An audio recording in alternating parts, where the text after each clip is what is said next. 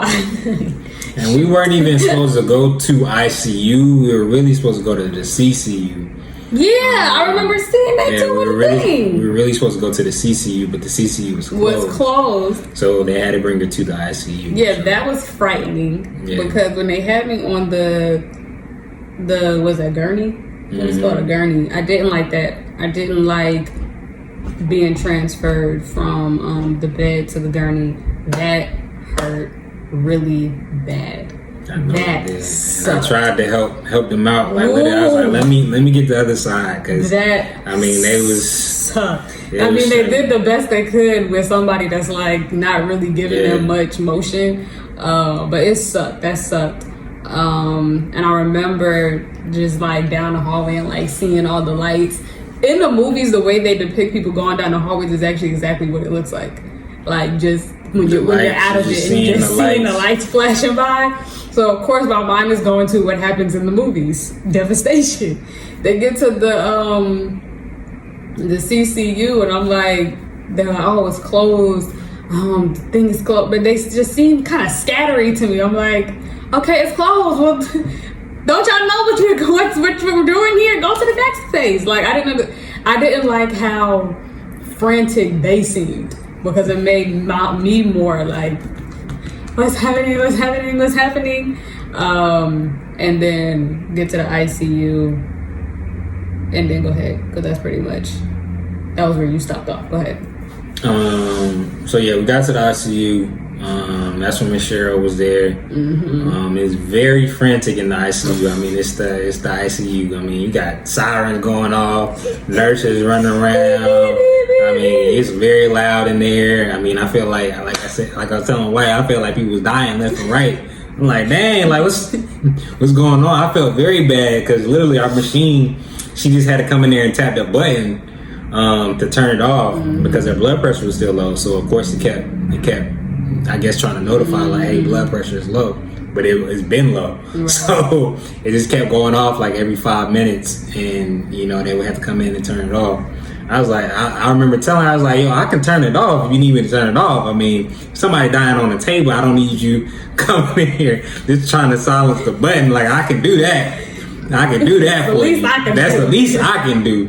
Because literally, I mean, they were putting on like the little coats, like running around like, hey, we need you at 5. We need you at room 7. And I couldn't get a wink of sleep. Oh, it was crazy in there. Like, I was sitting in the room, like, did we turn on TV? I think we turned on TV for a little minute. Was that morning? What time did we get to the ICU? You didn't say that. What time we? It was like 2 in the morning. It was about 2 in the morning. Yeah, it was like 2 in the morning when we got to ICU. Backtrack real quick, because I remember before we got to the ICU, like my husband was saying, I kept asking him like to get me water, like every couple minutes. Get some water. Thirsty, got some water. And I was quite literally just trying to stay alive. Like I felt like my body, I didn't like the feeling of the feeling of soullessness. So I kept asking for water because the water was ice cold. So I'm like, more water. He had asked, like, because I was trying to go to sleep. I wasn't trying to go to sleep, but my body was. And he was like, you want me to turn down the light? And I was like, keep all these lights on. I want all the lights on. Because in my mind, I was like, if you turn these lights out, it's going to be lights out. I needed as much cold water, all the lights, all of that stuff as possible. And was you sleeping when they said to go? Or when it was time to go to ICU, was I asleep? You weren't asleep. You were in and out of sleep. You weren't like sleep necessarily, because you had even heard when Dr. P had called me. You was up. You probably don't remember, but that's when you was telling me like you were in DIC and you might have to get moved to ICU. But you was up because you asked about it. Oh yeah, and that's when you said I'm gonna just text mom. You was like, I'm gonna just text mom, and I was like, yeah, because you're gonna be freaking out. Yeah, I just texted her. I was hoping she wasn't up. I was hoping she was getting some sleep, but literally she texted me like 5 minutes after. Immediately was like, oh, what's going on? So I'm like, dang, okay, she's up. So she wasn't up though. She said she woke up. That's Like right when I sent that text. But so yeah, I texted her, and then you were up for a little minute. And I tried to explain it to you, but you was still in and out. So I was like, all right. So that's when they came in the room. I was like, okay, we got to move to our ICU. And you woke up after that. When the hand came in. It was like, that's when Ricky and Lizzie came in to move me. Yeah. So you had woke up at that point. And now we're in ICU. The beeping, all the beeping going on. You got me going back and forth. I'm sorry, I had to cause you got me going back and forth. Yeah, so we was in ICU. A lot of sirens. It was literally everybody running around, crazy. Noises. Everybody screaming in there. I'm like, dang, this is real hospital vibes right here. I got 3 surgeries, and I ain't never been in that type of experience. My experience was much different in the hospital. I'm in and out, got the cast on, and it was quiet in there. I had never experienced the ICU mayhem. Yeah, the mayhem. Yeah, like I had watched hospital shows, how they be running around and stuff. I had never seen that, but this was what it was. Like, this was the actual emergency room. So everybody was running around. Miss Cheryl, I guess she was like the lead, but she was also her nurse. So she was directing nurses and also come in to help her. So she was like, yo, go to room 7, go to room 3. She'd come in here, try to help her out. I'm like, listen, you go do what you need to do. Like, I can literally shut this button off. Like, that, don't worry about this button. Because my wife was still getting blood at that time. So she was starting to get much better looking, starting to get some color in her body and stuff like that. So she was looking a lot better. And then, I don't even remember what happened after that. She got the blood, and then next time I remember our parents was coming in. Yeah, I don't remember what happened. I think we went to sleep, did we? Nah, I didn't go to sleep. I was up. I'm assuming I must have got some rest. Because I literally don't remember what happened after that either.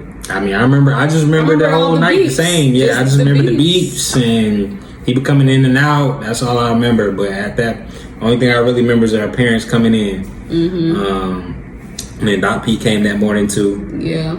To check you out, and he was like, "Yo, I'm about to leave, but I just want to come in and check in on you." At that point, he was checking on your incision and stuff like that. He was like, "Everything looks good, but I may have to open her back up, depending, because the fluid was still in there at that point." So he was like, I'm not sure. I had a hematoma. Yeah, he was like, I'm not sure if I had to open her back up to get the fluid out. So. And basically a hematoma is, so it wasn't the fluid that was like inside of like my uterus or stomach or anything. This is, the hematoma is between the fascia and like your skin. So this is like the sealed part. So my body, like up until I think it's called like the white meat or whatever, is like sealed up. When they put the uterus back in, my uterus was, so as you can see in the video before we started this, my uterus was so swollen that as they were trying to put the uterus back into this small incision, blood was escaping into a pocket. So, hey.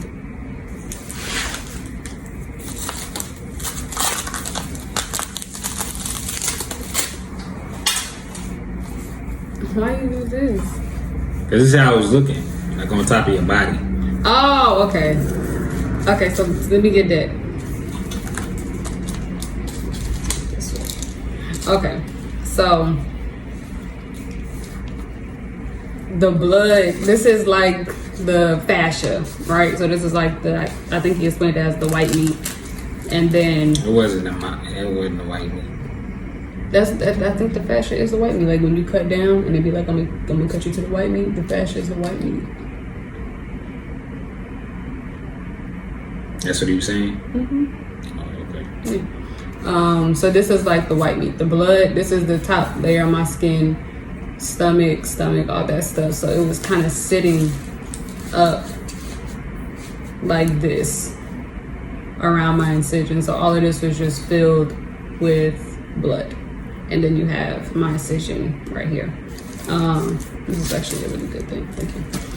So that's basically what it looked like a little tire around the bottom. So he wanted that to kind of dissipate, and it wasn't. But that'll be for part 3. But go ahead. What else? Child, I don't know. And that's it. Dr. U came in, told us what was going on. The update was he might have to open you back up at that point, and you still had the fluid sitting on top. Your blood levels were getting back up, but it was definitely not where they wanted to be. They were still concerned about it with the clotting. Yeah. At that point, he had gone up a lot, though. You were in the hundreds. Yeah. You were back in the hundreds at that point. Where did it go down to? What you mean? Down to? Because you said I was back up. Where was it? I said that earlier. You're talking about my blood pressure. Your blood pressure. Okay. Yeah, your blood pressure was better. Your hemoglobin was the problem. Because I think it was. I'm trying to remember because they said so many numbers that I'm trying to remember what the numbers were referring to. Your hemoglobin was at 6.5. My hemoglobin was at 6.5. Okay, that's the iron. So my iron was at 6.5. The norm is 12. Prior to me even going into surgery back in January, I was 13, which was like really, really good. So my iron went down to 6.5, and I'm trying to think of, because they said something was 300. Something was 300 and it went down to like 83. Which one was that? Was it the platelets? That was the platelets, I believe. Yeah, it was like 300, went down to 83. My sugar had spiked as well because Cheryl, she had asked me when she had took my blood for the sugar. She was like, "Are you diabetic?" I was like, "No," because it spiked up to 253. And I was like, "I'm not diabetic." So yeah, everything had kind of just this was all out of whack, all over the place. Next video that I have in there was, which you'll see in part 3. I'll save the rest of the stuff for part 3. Was me doing the eyelashes thing. I'm so pretty, mommy. Was that, and me getting up for the first time, me getting out the ICU and getting in a chair, which is a whole nother story in of itself that will be discussed later for part 3. Because this part of the story, which is why I wanted my husband to share. And I actually would have liked for like my mom and my dad to be able to share too, because I feel like that part of the story was more for them. I was so daggone out of it that I really didn't know what was going on too much at all. I mean, we can get them on through like a Zoom and record it. I don't know when they're crying. Baby, she called me yesterday. Every time she FaceTimed me, she's tearing up. She was like, "I'm just so happy that you're here." And we're gonna bring her back into that. You know how she is. You could tell the story and then get it off of your chest. She's gonna tell the story and be having heart palpitations and not be able to go to sleep. You know her. She's psycho. So she called me yesterday and her eyes are welling up. I was like, "Why are you crying?" And she was like, "Because every time I see you, I just think like, wow, my baby really could have been going." Like, she's like, "I'm just so grateful." Oh, cute little baby. She's like, "I haven't gotten over it yet." Experience was for them, like, that's a trial for my husband to be like trying to figure out when my wife gonna be out, the pacing back and forth. You said you was doing push-ups in the weight room. Yeah, because at that point, I mean, it was like, it was so many thoughts running through your mind. You was trying to figure out, how can I distract myself? Yeah. So I'm doing push-ups, walking back and forth. I mean, I was doing whatever I could kind of distract my mind. So that I didn't know none of that stuff because I'm on the table and I out of it. Speaking of table, real quick. Listen, I didn't know that they strap you down on the tables. They gotta strap you down. Baby. You move your arms while you sleep. But my thing is this: put me to sleep first. I thought they were gonna put me to sleep first. They take you into the OR. I thought they strapped you down before. Yes, no. That's. I was like, they strapped you down after. That was so weird. I just remember going on the table when I got my surgery, and they gave me the stuff, and I was out. And then I remember when I was waking up, they were removing those. Damn, I didn't like that at all.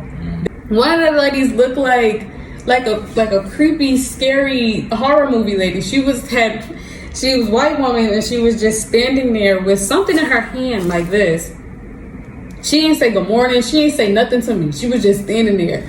She ready to go to work.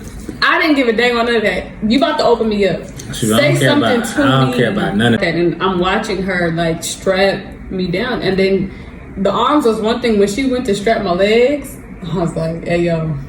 And she was like, the anesthesiologist will be here in a moment. I remember him coming in. I don't remember nothing after that, obviously. But I don't even remember them putting, like, I don't know if they did it this way or if they did it through the IV. I'm not really sure. They must have did it through the IV because I literally remember him coming in. I don't remember anything else outside of him coming in the room. So yeah, I really didn't like that. The part 3 will be me explaining what happened after that when I actually came back up from the ICU, because you would think that would be like, okay, we out the ICU, but again, that was for like them. I was so out of it that I feel like that was the test and trial for like my family, and then the part for me that brought me to my little old knees was after I got back up into the maternity ward. And so thank you, husband. No problem.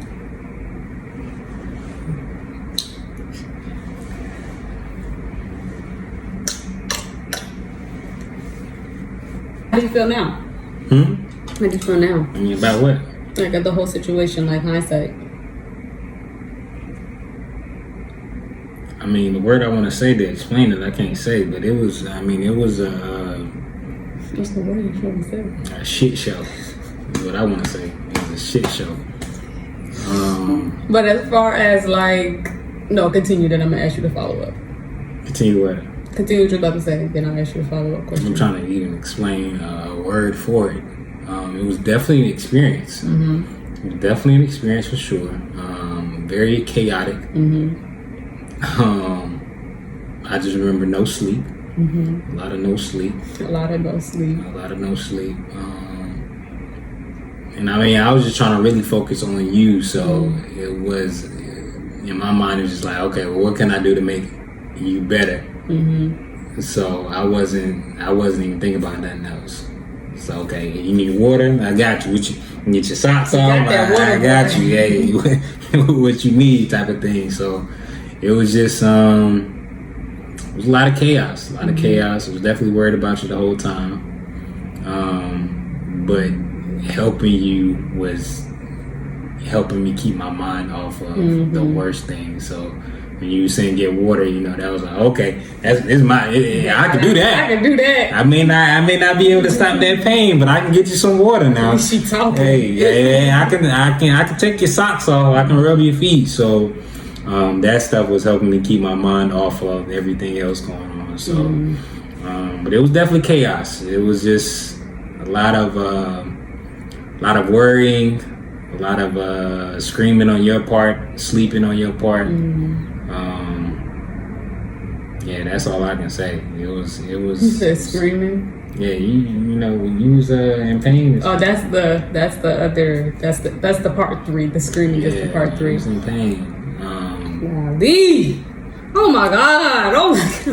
Yeah, it was a lot of ups and downs. We were good for a minute, and in pain, and something else. I mean, it was just a lot of. It was definitely a roller coaster of emotions. Yeah.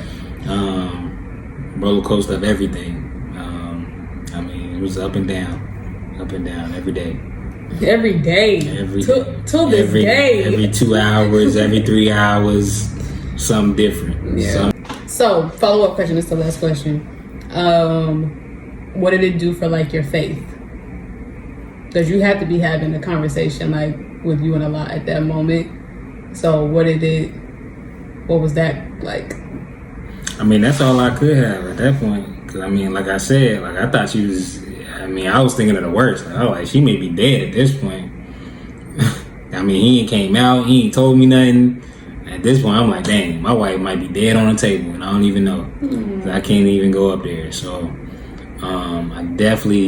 I was in conversation the whole time, like, Lord, like, Allah, I know you gonna test me, but please don't test me with that. I cannot deal with that. After everything I done been through, please do not test me with that, because I'll be in shambles.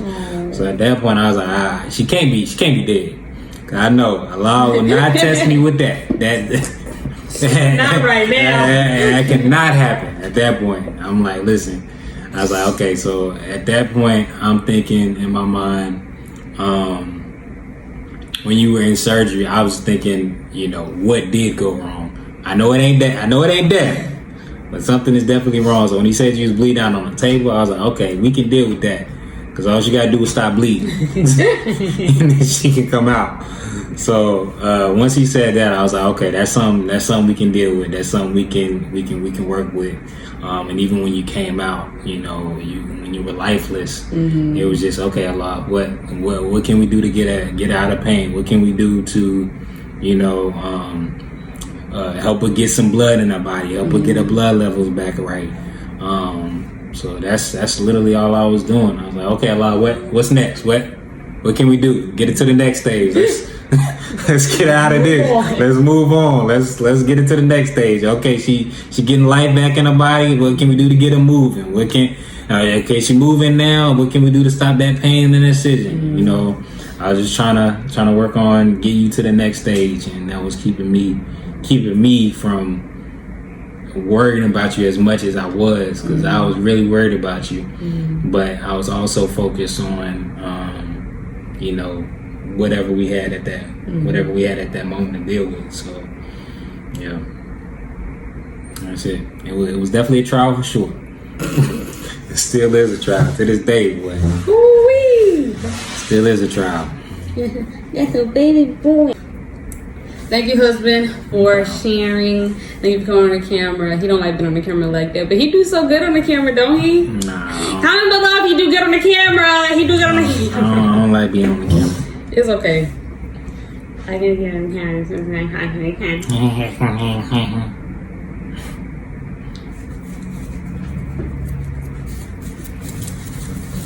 Stop messing up the collar on the shirt, man. Okay, bye. All right, family. See you for part 3. That'll be up as soon as I feel like it. See you for part 3. And it'll probably be a part 4, and then it'll probably be done after that. Everything after that will pretty much just be like, well, I'm not gonna put a mark on it. I'll stop recording when the process is complete. It's not complete. Like I said, we about a month out, and it's just not complete yet. Yeah. When they said 6 to 8 weeks, they meant every single one of them weeks. But thank you so much. Make sure you like, make sure you comment, subscribe, click the bell notification for when I drop the next video. And assalamualaikum. Quick before I go, just dropping by real quick. Because I meant to say this on the video, but I didn't say it. My husband was the best nurse. He was the best nurse. We like Nurse Lizzie. We like Nurse Ricky. Of course, my mama, she did the best she could. My dad did the best they could, and they were absolutely amazing with helping with all this stuff. But I got to the point, I think it was like Thursday, I needed to do something. And my mom was like, you want me to do it, or you want Justin to do it? Because I was calling out men for everything. I love my mama. I love my mama. I love my daddy. But I just wanted my husband the whole time. All the things that my husband could do, take me to the bathroom. He wiped me from the rooter to the tutor. But I'd rather my husband do it than my mama do it, even though it'd probably been better if my mama did it. But I just needed my husband to do everything, cause I am baby, and I needed to be babied and feel safe and secured and all those things. And he made that. He made the process, as painful as it was, he made the process less processy, and boy did we bond. So yeah. Okay, goodbye. Okay, that's it. Bye. Okay, bye. Oh, bye.